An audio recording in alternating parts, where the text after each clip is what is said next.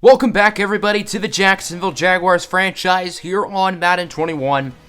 As today, season number 4 is officially upon us. Season 3 is now in the past, and now it's time to look at this new Jacksonville Jaguars squad. The Jags will be hosting the Baltimore Ravens here in Week 1. Should be a tough matchup. Both of these teams made the postseason in each of the last 2 seasons. The Ravens even won a Super Bowl a couple years back, led by superstar quarterback Lamar Jackson.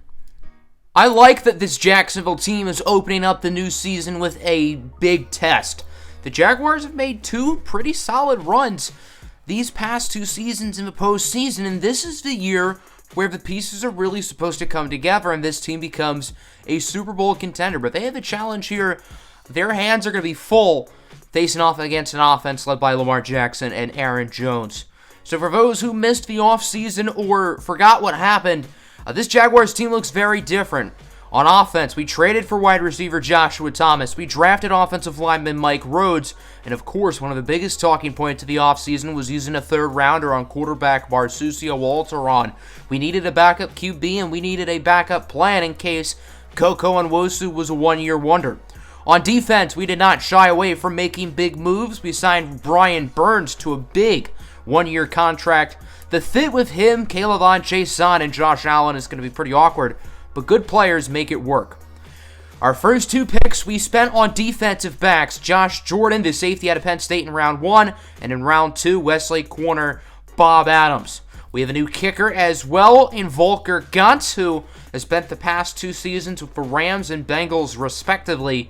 And we did have to make a few tough cuts in the preseason. Guys like Ifeadi Odenigbo, who have been key players for us. We had to narrow the roster down to 53, and it was certainly a challenge, but I'm confident with this team and the future going into this season.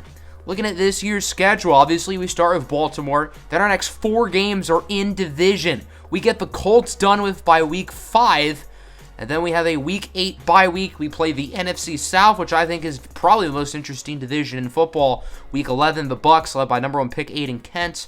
Carolina in week 14, New Orleans and Atlanta in weeks 15 and 16. And then we finish the year on Sunday Night Football with a tough battle between the Los Angeles Chargers. So I think we have a really fun schedule with a lot of really intriguing teams. One of those intriguing teams is obviously the Baltimore Ravens, who we are about to play today. Lamar Jackson is where this team starts and where this team ends. One of the best quarterbacks in the NFL. He was a project coming out of Louisville, won a Heisman Trophy, but was far from a polished product, and he's developed into an MVP caliber player here at the next level in a very short amount of time. Now 26 years old, this core has already won a Super Bowl with Lamar Jackson, and they are hungry for another one this year. Last season, they only went 8-8. They made a nice little run in the playoffs, but lost in the divisional round to the eventual AFC champion Bengals. So let's not waste any more time. Jacksonville, Baltimore, Week 1 football. Are you ready? Because I know I am. Let's get to action. Jacksonville starting on offense. An early 3rd and 8 for the Jaguars. As here's the 2nd-year pro, Koko Onwosu. He connects with David Njoku. Njoku with a first down. Down the field. Nobody's in front of him. It's going to be a foot race. And he's into the end zone for a touchdown. 73-yard score for Njoku in the first minute of the season. Well, that's how you set the tone into the new year. Can't ask for a better start for the offense. How about the defense? 3rd and 10. Pretty long drive so far for Baltimore. They haven't really gotten anywhere. As Lamar's pass is intercepted.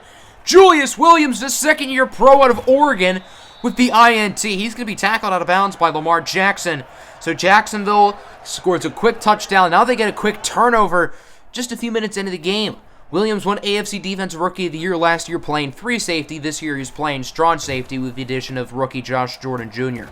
3rd and 9, short pass for Joshua Thomas. He gets nothing, wrapped up by Xavier Woods. Joshua Thomas was acquired in an offseason trade with the Broncos. Thomas was outstanding in the preseason. As on 4th and 9, Volker Gantz makes his first kick as a Jacksonville Jaguar, his 3rd NFL team in 3 years. But we know him from his time at Westlake. Very solid kicker in college. And he's been pretty good in the pros so far, as it's now 10-0. Great start for the Jags. Lamar 2nd and 7, connects with Will Dissly to the 50. Dissly, unfortunately, injured on the play. Mark Andrews, obviously not on this Ravens team. He signed with the Bengals a couple off seasons back. Another 3rd down, this time 3rd and 10. Lamar heaves up a prayer, and it's intercepted again. Julius Williams, who had 2 interceptions in all of last year, has 2 interceptions in the first 6 minutes of this year. Not a great start for Lamar Jackson. He's already turned it over twice here in the first quarter. 3rd and 1, Coco's pass is incomplete, so the Jaguars do nothing off the turnover. And Baltimore's defense gets a nice stop. It's been a slow start for Lamar and the Ravens, but they're only down by 10. There's still plenty of time to fix it as he connects with his star running back Aaron Jones to the 32-yard line. Normally, you don't want to pay running backs big money, but that's what they did with Aaron Jones, and in his first year in Baltimore, they won a Super Bowl, so it worked out pretty well. Lamar now from the 32, taking a shot for the end zone. Touchdown, Ravens. Marquise Hollywood Brown burned C.J. Henderson, and the Ravens are on the board. C.J. Henderson has been extraordinary these past 2 years. I mean, he has been absolutely incredible, but that was a bad play. Shaky start to his year. Hopefully he can pick it up. I'm sure he will. R.J. Ewell loses 4 there on the run. Jacksonville having a lot of trouble running the ball so far. That was Chuck Clark, the veteran safety from the University of Iowa, who brought him down. 3rd and 8 now. Unwosu drops back in the pocket, and he connects. A dime for Joshua Thomas, the 2nd-year pro out of Texas with the first down. Thomas is a really intriguing specimen. He stands at 6'4". He's super fast, good hands, runs good routes, and he's only 21. Nice pass there for DJ Chark, the 2-time AFC Best Receiver of the Year award winner. And I guess the 2-time reigning winner. He gets 10. That'll do it for the first quarter, as it is 10-7. Jacksonville looking solid, as it's going to be a toss for Casey Shock, juicing a couple defenders, getting to the 30. Shock, in his 2nd year out of Toledo, had a great rookie season before getting injured in Week 17 against the Chiefs. Shock, of course, did not play at all in the postseason. 3rd and 4, trying to get it back to Shock, but the pass is incomplete, so the field goal unit will return. 41-yard attempt for Volker Gantz. He's 1 for 1 today. This one looks a little bit shaky, but it will go in. So Volker Gantz now 2 for 2. If Jacksonville extends their lead, they're going to double it, making it 13-7. Ravens now with the football, starting their drive at the 25. It was a very poor start for Baltimore, but they seem to have figured it out a little bit as the pass is tipped by Henderson and caught by Willie Snead. Henderson has 5 interceptions in each of the past 2 seasons. I'm surprised he didn't come down with that one. Lamar lucky. I'm sure he did not want to get intercepted 3 times in the first half. There's Dissly with a nice play to the 42. The Ravens really seem to be focused on passing the ball. Aaron Jones has barely gotten it. Lamar has not ran it either. And now from the 42, another bomb for Hollywood. He burned C.J. Henderson again. Henderson is one of the faster corners in the NFL, and he has gotten burnt twice today by Marquise Brown. I don't think C.J. Henderson allowed 2 touchdowns in all of last season, and he's already allowed 2 in the first half today. C.J. Henderson's been so good for this team, but he's been so bad the first quarter and a half of this game. Jacksonville back on offense. R.J. Ewell loses 3 more. He has just been unable to go anywhere today. Ewell was really good in the second half of last season and has emerged into a star, but today he really hasn't shown that. Another stop for Jacksonville as Coco's pass for Chark would be incomplete, and the Ravens have it. 2nd and 10, play action fake. Lamar, he will go short. Back to Hollywood Brown, who's been a machine so far in the first half. He gets to 41. If you played Hollywood in fantasy, good for you, because he has been excellent. I would not have expected that, considering he's been covered by C.J. Henderson, but what do you know? 3rd and 8 from the 46. Lamar looking to throw it under pressure, and it's nearly intercepted. Julius Williams could have had a hat trick in the first half. That one could have been a big return as well, but the Ravens are lucky, and the Jaguars get the stop and now the football, but not with great starting field position at the 9-yard line. Dobbins now the former Raven, and he loses 4. It's not just R.J. Ewell. Dobbins is struggling as well. That was Dean Lowry, the former Packer, who brought him down. 3rd and 2 now at the 16. Coco again incomplete. The Jaguars' offense was really good to start this game, but they have not played well here throughout the second quarter. Ravens have it back from the 41. Lamar Jackson looking to throw it. His pass is intercepted. Zaire Wiggins with the INT. Here goes Wiggins down the field. He will not be caught. A pick 6 for Jacksonville. Zaire Wiggins, the third-year pro out of Auburn, trying to start his season off well. He has not gotten a defensive touchdown yet in his NFL career, and I think it's safe to say he's had a better first half than C.J. Henderson. Jags now up 20-7. Lamar has now thrown 3 interceptions. That's a hat trick. Jacksonville's defense gets a stop. That was the first-rounder, Josh Jordan Jr., who brought down Aaron Jones on the run. Jacksonville now has it 3rd and 5. They're going to try to run for the first down, but are unsuccessful. Dobbins only gets about 3. And now both defenses have just been really, really good here throughout this second quarter. 14-20 remains your score. Lamar Jackson up the middle again for Marquise Brown, who has just been tormenting this Jacksonville Jaguar defense so far today. 2nd and 10 from the 46. Only around 20 seconds to go in the half, as it's a short throw here for Pat Price, the backup tight end. He gets the first down. Ravens would call timeout number 3. They are out of timeouts. They need a quick play to bounce and to go for a field goal probably, as Lamar instead decides to throw it up the middle for Brown, who is hit very hard by Josh Jordan Jr., and the clock runs out. I'm surprised Jordan went for a hard hit. If Marquise Brown had juked by him, that's a touchdown. So a lucky play there for the Jaguars. That'll conclude the first half. No shortage of excitement so far in this game. 20-14, a lot of big plays, a lot of turnovers. The Jags have already gotten 3 interceptions today. Neither team has really been able to run the ball. Julius Williams with 2 interceptions in the first half. Zaire Wiggins with a pick 6. Lamar and Marquise Brown's connection's been really good, but other than that, Lamar Jackson's been shaky today. Ravens start the second half on offense. 3rd and 7. Lamar heaves up a prayer, and it's tipped and intercepted again. Zaire Wiggins with his 2nd of the game. If you're counting at home, that's 4 interceptions thrown by Lamar Jackson today. Wiggins had 2 picks as a rookie. He had 3 last year, and now has 2 today. Him and Williams each have multiple interceptions in the first game of the year. And again, what does Jacksonville do off the turnover? Absolutely nothing. Jacksonville's defense has been forcing turnovers. Baltimore's has been forcing 3 and out. It's like these two teams are stalemating right now. 3rd and 10. Lamar throws it away. It's better than forcing it into coverage like he's done all day. That pass still incomplete. The Jags have it back. R.J. Ewell with the handoff on first down. And again, he gets absolutely nothing. R.J. Ewell, 7 carries, -2 yards. This is not the same guy that we saw throughout the end of the postseason last year. But at the same time, the run blocking has been atrocious. Nice gain of 12 there from Koko Nwosu's legs. He's going to keep running. I don't really know why, but okay. 3rd and 4 now from the opposing 45. 3.5 minutes to go in the quarter. Short throw for Dobbins. Does he get the first? That's awfully close, but I think they're going to give it to him, and they will. Nice play there by J.K. All-Day Dobbins. Now from the 32. Handoff for R.J. Ewell. Here's the run game. He gets 11, putting him at 14 yards total on the day. 3rd and 8 now from the 27. Nwosu scrambling. Going to try to run for another first down. I don't think he got it. Looks like he's only going to get 6 on the play, wrapped up by Jarvis Butler, former first-round pick out of UNC. 4th and 1. Jacksonville's going to go for it. Handoff for the new fullback, Oliver Giroux, and he gets the first down, gaining around 3. A very gutsy call. Jacksonville could have just made it a 2-score game, but they don't. We'll see if it pays off. Koko on 2nd and 6 is intercepted. Patrick Queen with the INT.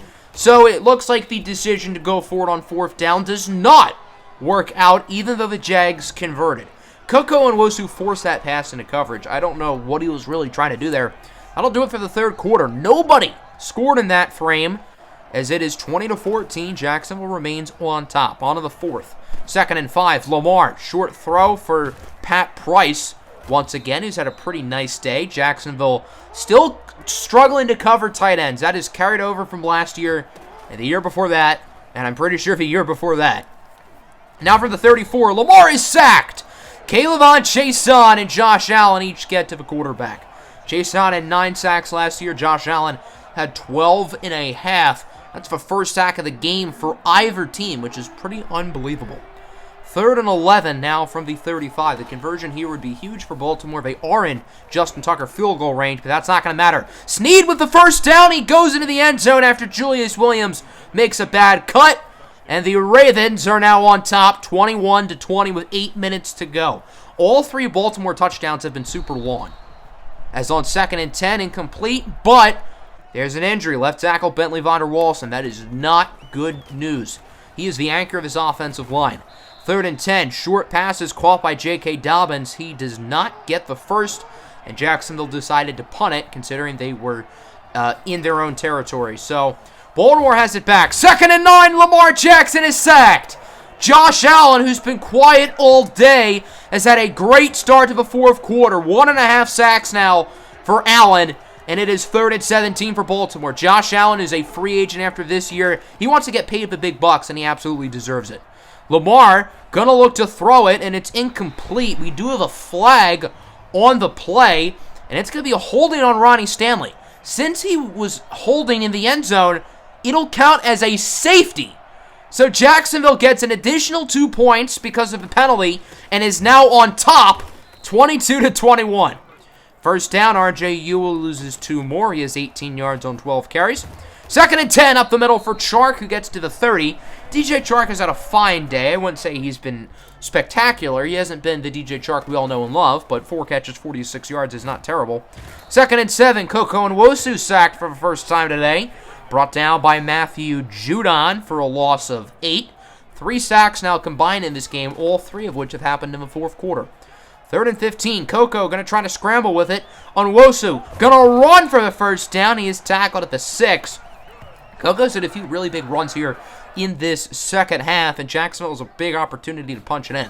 2nd and goal here. It's a toss for Dobbins. He is awfully close, but they're not going to give it to him. Jacksonville is literally centimeters away. They are so close. 3rd and goal from the 1. Under 2.5 minutes to go, and they are stopped. R.J. Ewell is pushed back to the 3. So Jacksonville could go for it, but they have not been able to punch it in. So they're just going to take the points. This is a chip shot, a 20-yard field goal for Volker Gantz. It goes right down the middle. Gantz currently 3 of 3 in his Jaguars debut. He's been very impressive. Josh Lambo, who? Now it's 25-21. Jacksonville leads by 4. Baltimore now's an opportunity to drive down the field and potentially take the lead as Aaron Jones stumbles out of bounds to the 42. The Ravens have all 3 timeouts. 2nd and 4. Price now is clobbered by Miles Jack, but he brings it to enemy territory now at the 42. 3rd and 1 at the 33. The Ravens are in field goal range for what it's worth, but they're down by 4. Field goal means nothing. Lamar connects with Willie Snead inside the 20. Here comes the Ravens.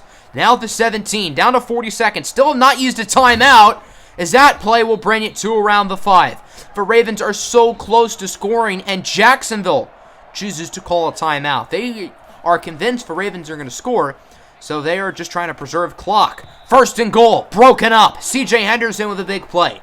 2nd and goal now from the 5, down to 24 seconds. Lamar Jackson looking to throw it. He finds an open Aaron Jones in the end zone. Touchdown, Baltimore.